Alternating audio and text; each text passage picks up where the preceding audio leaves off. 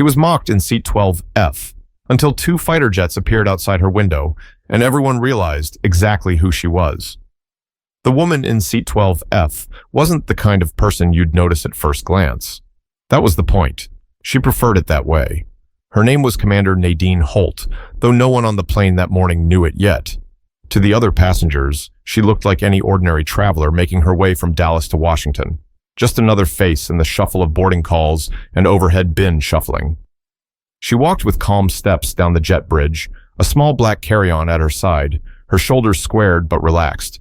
Her clothes were simple: dark slacks, a plain cardigan, sneakers that had clearly seen many miles.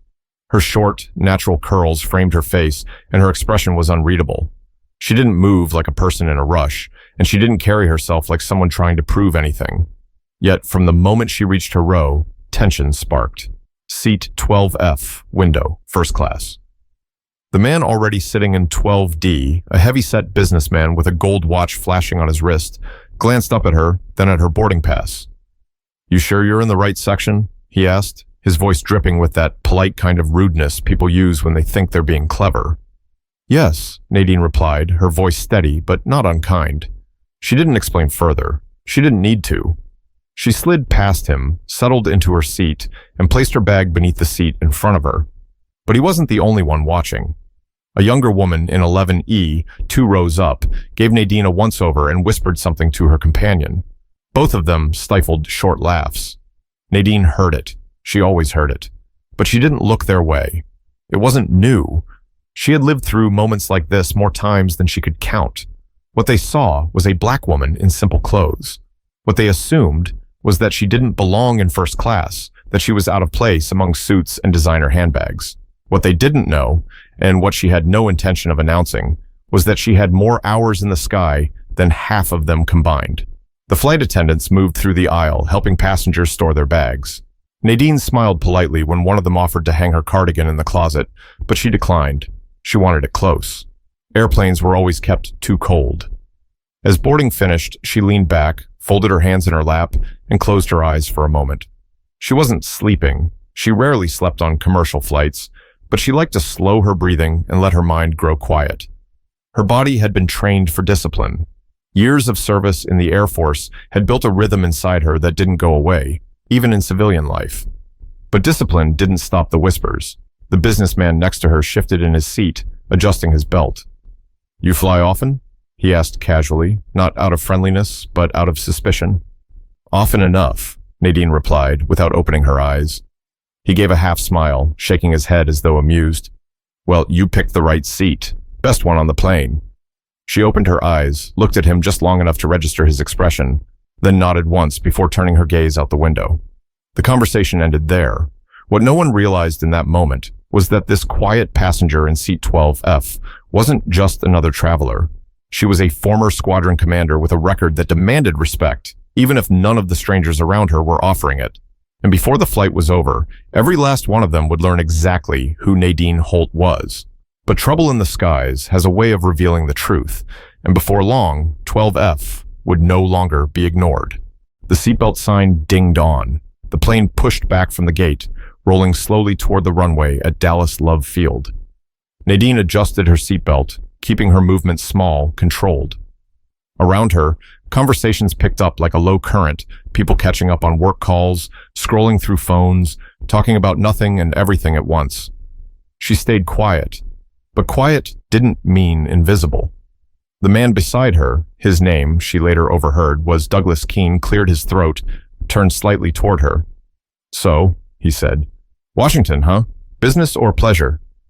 Nadine didn't turn her head. She kept her eyes on the window, watching the service vehicle zip across the tarmac.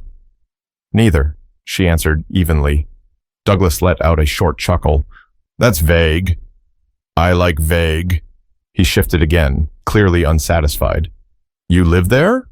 "No." He frowned, as though irritated by the short answers. "You don't say much, do you?" "I say what's needed."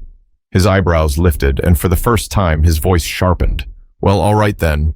He leaned back, lips tight, as though she had somehow disrespected him by not entertaining his curiosity. 2 rows up, the younger woman, blonde, stylish, maybe late 30s, tilted her head back toward her companion, a man in a tailored blue suit. Nadine didn't need to hear the words. The smirk on the woman's face said plenty. It was the kind of smirk that judged without asking questions, the kind that placed Nadine in a box before knowing a single thing about her. "Excuse me." A flight attendant in her 40s leaned in, checking seatbelts. She smiled at Nadine, then at Douglas. "Can I get you something once we're in the air?" "Whiskey, double," Douglas answered quickly, before Nadine could speak. The attendant nodded. "And for you, ma'am?" "Just water, thank you." Douglas gave a quiet snort, as if her answer confirmed something he already believed about her. Nadine ignored him.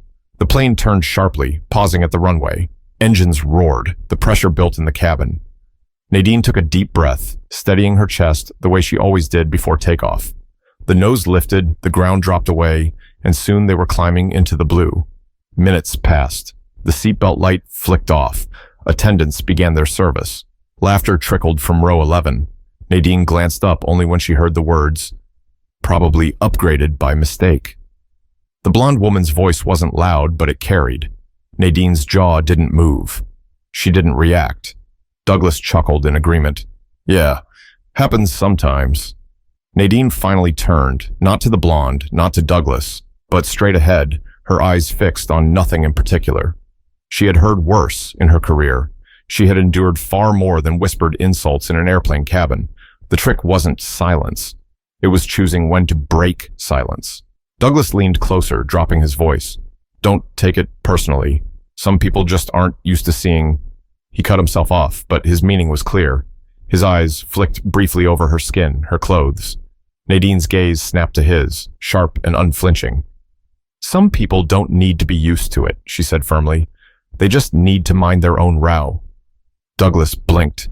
His mouth opened, then closed again. For once, he had nothing to add. The attendant returned with drinks. Douglas grabbed his glass too quickly, spilling a few drops on his armrest. Nadine calmly accepted her water, thanked the attendant, and set the cup down untouched. The flight settled into rhythm. Engines droned, the cabin air cooled. People pulled out laptops, headphones, neck pillows, but the tension in row 12 lingered, unspoken yet sharp. Nadine could feel it. She always felt it, like a static charge waiting for the right spark. She didn't raise her voice, didn't push back harder than necessary. Discipline had taught her patience. And still, she knew, patience wouldn't matter for long. Because flights rarely went exactly as planned, and when things began to shift, the same people who whispered now would be forced to see her differently. But storms don't wait for permission. They come when they choose, and this one was already building. Half an hour into the flight, the cabin had settled. Drinks were half empty, laptops glowed with spreadsheets, and the faint sound of earbuds leaked from nearby seats. Nadine rested her elbow on the armrest, gazing out the window at the endless stretch of white clouds below. The seatbelt sign chimed back on. A ripple of murmurs spread as the captain's voice filled the cabin. "Ladies and gentlemen, we're hitting some weather ahead. Please return to your seats and fasten your seatbelts." Douglas groaned beside her, muttering, "Always happens when I'm trying to enjoy a drink." He swallowed the rest of his whiskey quickly and tightened his belt with one hand. The plane dipped suddenly, not sharply enough to panic, but strong enough to send a few heads jerking up. A child cried somewhere in the back. The blonde in row 11 clutched her companion's arm, whispering something fast and anxious. Nadine's hand remained steady on the armrest. Her breathing stayed calm. She had flown through storms darker than this. Still, something in the shift of the engines caught her ear. A low drag, a correction. She could feel the adjustment before the others realized it. Douglas leaned toward her again. "You don't seem nervous." "I've been in worse," she replied plainly. The plane jolted again, harder this time. Overhead, bins rattled. A few gasps broke through the cabin. Nadine's grip on the armrest tightened, but her expression didn't change. The captain's voice returned, firmer now. "Flight attendants, please take your seats immediately." That sentence, rarely heard, sent an invisible chill through the rows. When attendants were told to sit, passengers knew things were serious. One of them hustled down the aisle, bracing against the sway of the aircraft. She stopped at row 12, crouched quickly. "Sir, ma'am, are you buckled tight?" "Yes," Nadine answered. Douglas nodded, though his face had gone pale. The attendant gave Nadine a longer glance, almost as if she could sense her composure stood out. Then she hurried on. Moments later, the turbulence steadied, but the captain didn't return with reassurance. Instead, the silence from the cockpit stretched too long. Nadine's instincts stirred. Something was off, not just bad weather. She tilted her head, listening. She could almost picture the flight deck, the captain and first officer scanning radar, adjusting heading, exchanging clipped words. She knew that rhythm. She had lived it. Douglas cleared his throat. "What do you think's going on?" Nadine finally looked at him. Her voice was calm, almost too calm. "We may have drifted where we shouldn't have." His brows furrowed. "What does that mean?" She didn't answer. Not yet. Then it happened. A shadow swept across the window, fast as lightning. Nadine's eyes snapped to the right just in time to see it. Sleek, gray, slicing through the sky with authority. Douglas gasped. Was that another plane? Nadine didn't blink. She knew that outline by heart. F-22 Raptor. And it wasn't alone. A second shadow appeared off the opposite wing. Both fighters flew parallel, close enough that anyone looking out could see their shapes clear against the afternoon sun. Gasps and cries filled the cabin, heads twisted toward windows. Even the blonde in row 11 couldn't mask her panic now. "What are they doing here?" Douglas whispered, his voice trembling. Nadine's heart rate finally quickened, not from fear, but from certainty. The captain had lost contact, or worse. The flight had strayed into restricted airspace, and now the Air Force was watching. She kept her expression even, though inside her training screamed. She had been on the other side of this exact situation. She knew the protocols, the tension, the thin line between safety and chaos. A passenger shouted from the back, "Why are there fighter jets? What's happening?" The flight attendants hurried to calm the cabin, assuring everyone it was routine, precautionary. But Nadine knew routine didn't look like this. Douglas grabbed the armrest, knuckles white. "They're here for us, aren't they? What if something's wrong with the plane?" Nadine turned slowly, her voice level and strong. "Something is wrong, but not with the plane." He stared at her, confused, desperate for clarity. She didn't explain, not yet. Timing mattered, information mattered. The wrong words could cause panic. She had learned that too. Outside the window, the Raptors tightened formation, tilting ever so slightly in unison. A signal. Nadine recognized it instantly, and that was when she knew she couldn't sit silent much longer. But before she spoke, the crew would make a call that would change everything inside that cabin. The intercom clicked on. The captain's voice, usually calm and polished, carried an edge this time. "Ladies and gentlemen, this is your captain speaking. Some of you may have noticed the military aircraft flying alongside us. There is no need for alarm. We are in full communication with them, and this is a routine safety escort." It was a good line, meant to quiet the cabin. But Nadine knew the truth. His tone wasn't routine, and escorts didn't appear without reason. The blonde in row 11 shot her hand up like a student in class. "Excuse me, routine? You expect us to believe that?" Her voice shook, carrying through several rows. Other passengers chimed in, voices layering over each other. Why are they so close? Is the plane in trouble? Are we under attack? The attendants moved quickly, hands raised, urging calm. "Please remain seated. Everything is under control." Nadine kept her eyes fixed on the window. The Raptors hadn't pulled away. In fact, they were tighter now, one off each wing. She could almost see the pilots' helmets. Douglas turned to her, whispering urgently, "You don't look surprised. What do you know?" Nadine exhaled slowly. She was tired of whispers, tired of restraint. The cabin was a storm of nerves, and the captain's half-truth wasn't going to hold much longer. She pressed the call button above her seat. A chime echoed. Seconds later, a flight attendant appeared, nervous, cheeks flushed. "Yes, ma'am?" "I need to speak to your captain," Nadine said calmly. The attendant blinked, thrown. "About what?" "About those aircraft. Tell him 12F is requesting to come forward." The woman hesitated. I'm not sure." "Tell him the call sign Falcon 6. He'll understand." Nadine's voice was firm, leaving no room for doubt. The attendant froze. The name meant nothing to her, but the certainty in Nadine's eyes gave her pause. After a second too long, she nodded and hurried toward the cockpit. Douglas gawked. "Falcon 6? What is that? Who are you?" Nadine didn't answer him. She leaned back in her seat, water untouched on the tray. For the first time since boarding, her posture carried a weight that couldn't be mistaken for anything ordinary. Murmurs spread in the nearby rows. People had overheard. Whispers bounced back and forth. Did she say Falcon 6? What does that mean?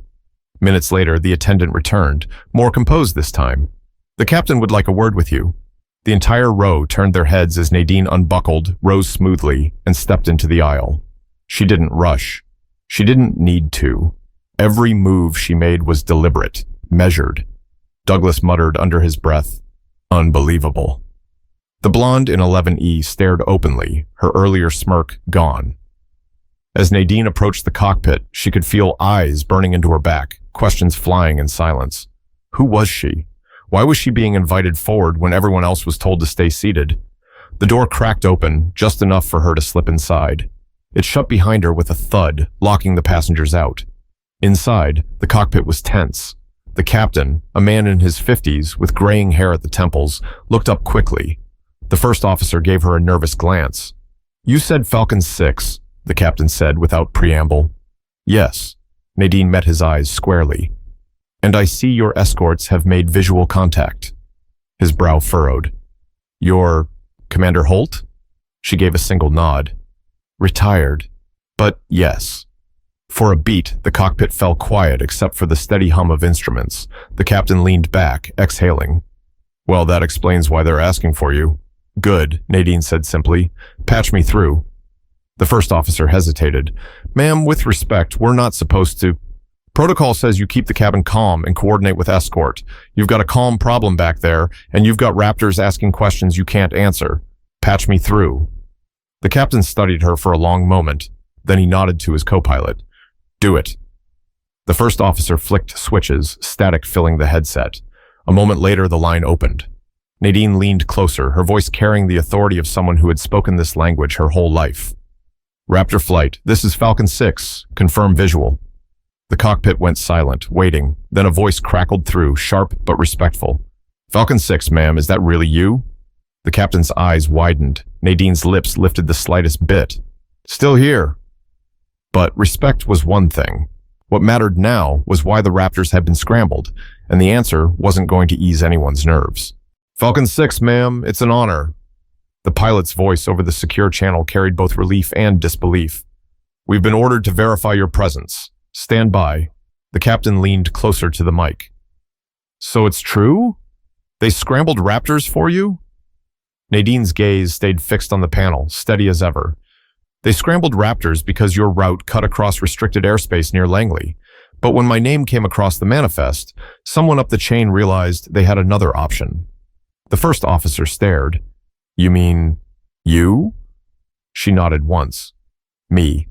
Static crackled again, followed by the unmistakable tone of respect. "Falcon 6, request confirmation. Last active posting, Edwards Air Force Base, 22nd Fighter Squadron?" "Confirmed," Nadine replied without hesitation. Her voice didn't waver. "Authorization code, Delta Bravo 21. A beat of silence. Then both Raptors responded together. "Copy that. Falcon 6 in the airspace. Standing by." The captain rubbed a hand down his face. "Well, I'll be damned. They're standing down, aren't they?" Nadine's lips curved, not into a smile exactly, but into something close.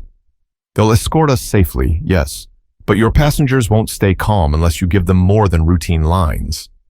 The captain hesitated, glancing at his co-pilot. "You want me to tell them who you are?" "They'll know soon enough," Nadine said quietly. "Better it comes from you than whispers." The captain let out a long breath, then nodded. Back in the cabin, the chatter hadn't stopped. Passengers craned their necks toward the cockpit door, voices overlapping. "What's going on? Why did they let her in?" She said something. "Falcon what?"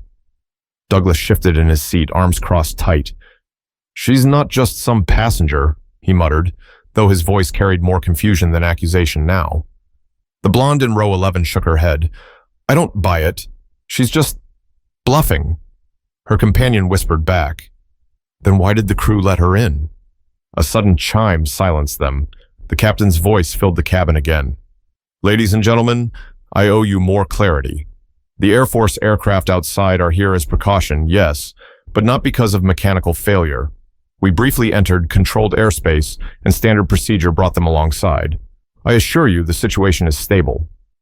A pause, heavy with anticipation. Then he continued. Some of you may have noticed a passenger who stepped into the cockpit. That was at my request. Seat 12F is occupied by Commander Nadine Holt, call sign Falcon 6. She is a retired Air Force squadron commander with over 2 decades of service. The Raptors outside aren't just here for us. They're acknowledging her. She has the respect, and so does this flight. You are safe. Gasps rippled down the rows, heads whipped toward 12F, only to find the seat empty. Douglas blinked, speechless. The blonde's mouth fell open. Commander? Someone whispered. A man across the aisle frowned. She didn't look like a commander. The words stung, even said quietly, but no one answered him. The cockpit door opened again. Nadine stepped back into the cabin. She moved without hurry, her expression unchanged. She returned to 12F, sat down, and buckled in as though nothing unusual had happened. Silence clung to the air. Dozens of eyes followed her. Douglas finally found his voice. So it's true, you... Yes, Nadine said simply, cutting him off. The blonde leaned forward, disbelief etched into her features. You flew those things? She gestured toward the Raptors outside. I commanded them, Nadine corrected softly. No one laughed now. No one whispered. The same people who had smirked and doubted minutes earlier stared at her with a mix of awe and unease. The flight attendant passed by, pausing just long enough to offer Nadine a quiet, genuine smile before moving on. For the first time since boarding, Nadine reached for her water and took a slow sip. Calm, composed. A leader who didn't need to prove anything. But respect given in crisis doesn't erase disrespect shown in peace. And Row 12 was about to learn that lesson the hard way. The cabin air felt different now. The whispers that had once carried mockery had turned into hushed awe. People leaned across aisles to murmur to one another, but no one laughed anymore. Douglas shifted uncomfortably in 12D. He cleared his throat, glanced at Nadine, then quickly looked away. For the first time since boarding, the man who had peppered her with questions had nothing to say. His silence wasn't born of arrogance now. It was the awkward silence of someone realizing he'd misjudged badly. The blonde in 11E wasn't quiet, though. She half-turned in her seat, eyes wide. Commander Holt, she said, testing the name like it was unfamiliar on her tongue. I didn't mean... Earlier, I didn't mean anything by... Nadine didn't even look at her. She kept her gaze steady on the window, the Raptors still flanking the aircraft in perfect symmetry. The blonde hesitated, then sat back down, cheeks flushed. Douglas finally leaned toward her, lowering his voice. Listen, I may have been out of line before, didn't realize who you were. Nadine turned her head, her eyes meeting his at last.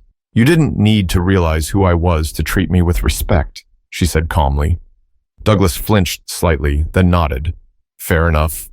He looked down at his empty glass, as if searching for something else to focus on. The cabin stayed unusually quiet after that. No more jokes, no more sideways glances. Every so often, a passenger stole another look at her, but when Nadine's eyes flicked their way, they turned quickly back to their screens or magazines. An hour passed. The turbulence subsided. The Raptor stayed close, a silent reassurance in the sky. At one point, a child from the back, a boy no older than 10, walked up the aisle with his mother. The mother stopped near Nadine's row, smiling nervously. I'm sorry to bother you, ma'am, but my son, he wanted to say hello. The boy's eyes were wide with awe. Did you really fly fighter jets? Nadine's expression softened just slightly. She nodded. I did. Cool, he whispered, before his mom guided him back toward their seats. That small moment broke some of the stiffness in the air. For a few minutes, the cabin felt lighter, passengers exchanging small smiles, maybe remembering what admiration felt like when it wasn't laced with judgment. Douglas spoke again, quieter this time. If you don't mind me asking, why'd you get out? You don't seem like the type to just walk away. Nadine's eyes stayed on the window. I served my time, did what I was called to do, and when it was done, I stepped aside so others could rise. He nodded slowly, the weight of her words sinking in. The blonde in row 11 spoke again, more cautious now. I think it's incredible. Really. You don't meet people like you every day. Nadine finally turned, meeting her gaze directly. You meet people like me every day. You just don't always look closely enough. The blonde swallowed, guilt flashing across her face. She said nothing more. Minutes ticked by, the steady sound of engines filling the silence. Outside, the raptors began to peel away, banking left in perfect unison. Through the window, their wings dipped slightly before they vanished into the horizon. It was subtle, but Nadine knew the gesture. A salute in the sky.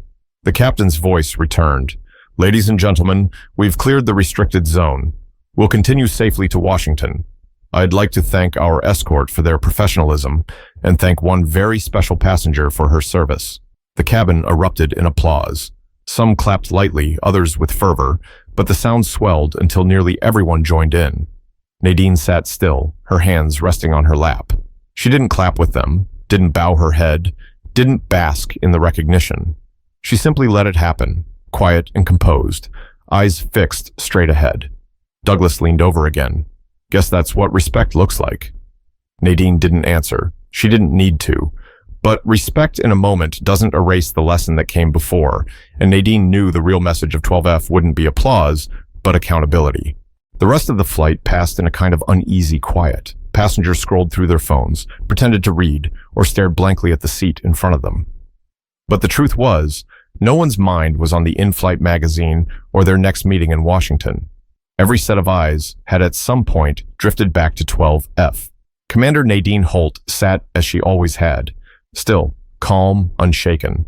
If you didn't know what had just happened, you might think she was just another tired traveler counting the minutes until landing. But now, everyone knew. The blonde in 11E, who had whispered and smirked at the start of the flight, kept stealing glances over her shoulder. She wanted to say something, an apology maybe, but the words never seemed to find her. Douglas stayed in his seat, shoulders slouched, fiddling with his empty glass. Every so often, he looked like he might speak again, but each time he stopped himself. Nadine's earlier words echoed too loudly.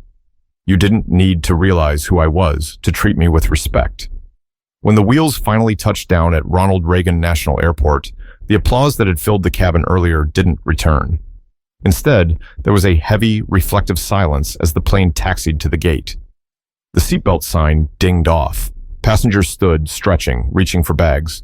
But row 12 didn't move right away. Nadine stayed seated, waiting, patient. She had no need to rush. As the aisle began to empty, the blonde turned once more. Her voice was soft, almost trembling. Commander Holt, I just want to say I'm sorry for earlier, for the way I... Nadine raised a hand, stopping her, not harshly, but firmly.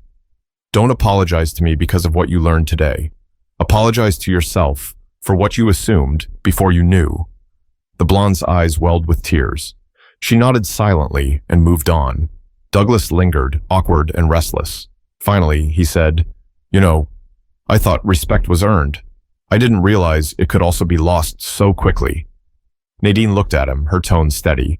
Respect isn't a prize, it's the baseline. You give it because people deserve it, not because they prove something to you. He held her gaze for a moment, then gave a small, solemn nod. For once, his watch, his glass, his business suit, they didn't make him feel bigger than anyone. They only made him feel smaller. The cabin emptied. Nadine stood at last, retrieving her small carry-on. She walked down the aisle without a word, just as she had boarded. No uniform, no medals, no need for fanfare, just presence. As she stepped out into the terminal, the everyday world swallowed her again. Travelers rushed past, announcements echoed, families reunited. To them, she was just another woman in dark slacks and a cardigan. No one stopped. No one stared. And that, Nadine thought, was the truth of it. People rarely saw past the surface until they were forced to. The flight from Dallas to Washington wasn't about turbulence or airspace or fighter jets. It was about what happens when judgment comes first and respect comes last. Too often, people wait until someone reveals their title, their accomplishments, their call sign before treating them with dignity. And too often, that dignity is owed long before. Nadine never raised her voice. She never demanded recognition. She didn't need to. Her life, her record, her discipline, those spoke louder than any defense she could give. But the lesson wasn't hers to learn. It belonged to everyone who whispered, smirked, or doubted in row 12. And maybe it belongs to us too. Because the truth is simple, you never know who you're sitting next to. It could be a commander, a teacher, a nurse, or someone who's carried more weight than you'll ever see. And if the only thing keeping you from respect is ignorance of their resume, then the problem isn't them. It's you. So next time you catch yourself sizing someone up, writing their story before they speak a word, stop. Don't wait for turbulence or call signs or fighter jets to remind you what basic respect looks like. Give it freely, to everyone, every time. Because every person in seat 12F, no matter their name, their title, or their clothes, deserves it. And if this story made you think twice, share it. Let it remind someone else. Respect isn't earned by status. It's owed by humanity.